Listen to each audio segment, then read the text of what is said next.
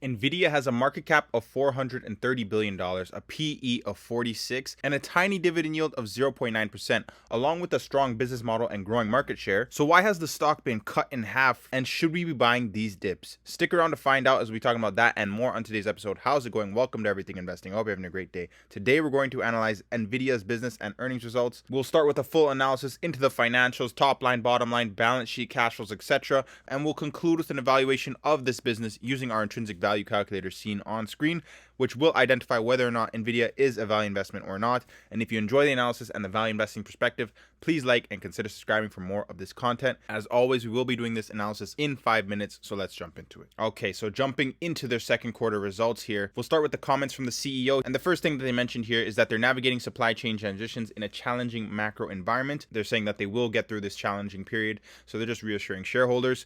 The next thing that they mentioned here is that their business is transforming industries, and in fact, automotive is becoming a tech industry and is on track to be their next billion-dollar business. And finally, they left a note about their new advances in their RTX product and their breakthroughs in metaverse and AI. Okay, that sounds great, but let's actually jump into the numbers here and see how everything is actually progressing. All right, so starting with our statement of income here, we pull down our 3 months ended figures here, and we start with revenue of $6.7 billion. This is up actually year over year. Then we have our cost of revenue, $3.7 billion, which is up quite substantially year over year, which means what's going to happen to our gross profit? Well, it's going to be down year over year. Okay, so we went from 4.2 billion last year to 2.9 billion this year. We deduct for our operating expenses, etc., and we're left with operating income of $500 million.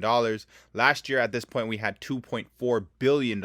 So a massive decline here. And they mentioned that this really is a result of the chip shortage, along with demand challenges in their gaming segments. And if we scroll down here, we'll have net income per share here on a diluted basis. For last year, $1, this year, 25 cents. And if we're looking at this from a 6 months perspective, about 90 cents. So if we extrapolate out for the rest of the year, we can say they're going to have about $1.80 on an average basis, at least, in earnings per share. So keep that in mind for the end of the video when we use this for a calculation. Now let's take a look at the balance sheet here. We have cash and cash equivalents here of $17 billion. And when we compare this to our debt figures down here, short-term debt, $1.2 billion, long-term debt, $9.7 billion, let's say $11 billion in debt here on the $17 billion in cash alone, $27 billion in total current assets. So, I mean, they don't have any liquidity issues here. This is a check mark on the balance sheet. This is definitely good to see. Now, let's move on to the statement of cash flows here, and we'll use the 6 months ended figures here so that we can have a better idea of what's really going on behind the scenes. So we have last year, $4.2 billion at this point. Now we only have half of that, almost at $2.2 billion.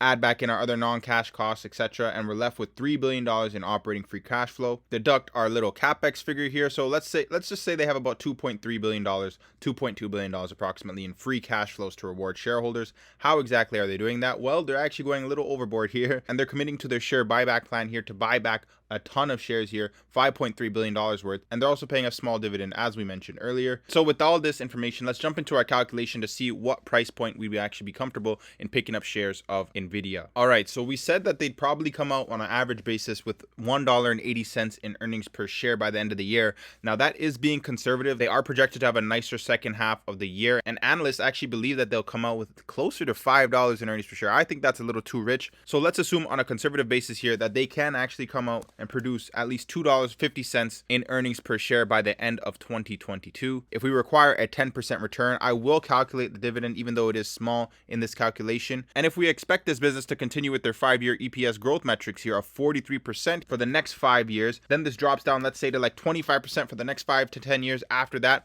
On a 15 PE, the stock will be worth $300 per share. Now, as we mentioned at the top of the video, this business is trading at a 46 price to earnings ratio. So using 15 probably isn't that accurate, and we could probably jump this up to 30, and this is going to impact the calculation, as you can see here, up to $508 per share, making this an insanely cheap business. But here's the issue, guys, and I'll jump right to our worst case scenario. Let's say the growth does slow. They actually declined almost 75% in their bottom line this quarter. So if they're not able to reach those growth metrics, and let's say they can only start growing at, let's say, 10% for the next 5 to 10 years, and that drops down to even 5%. And if we expect that the business will be trading at, let's say, a 20 PE, in the very worst case scenario, the growth slows and the valuations drop a little bit, the stock will be trading at $65 per share. And this is the cardinal sin of all growth stocks. If the growth does stop, if we stop growing at such high and lofty numbers like they have been recently, the stock will plummet. And that's exactly why we've already seen the stock has been halved already. Now, in the best case scenario, let's say we can actually start growing at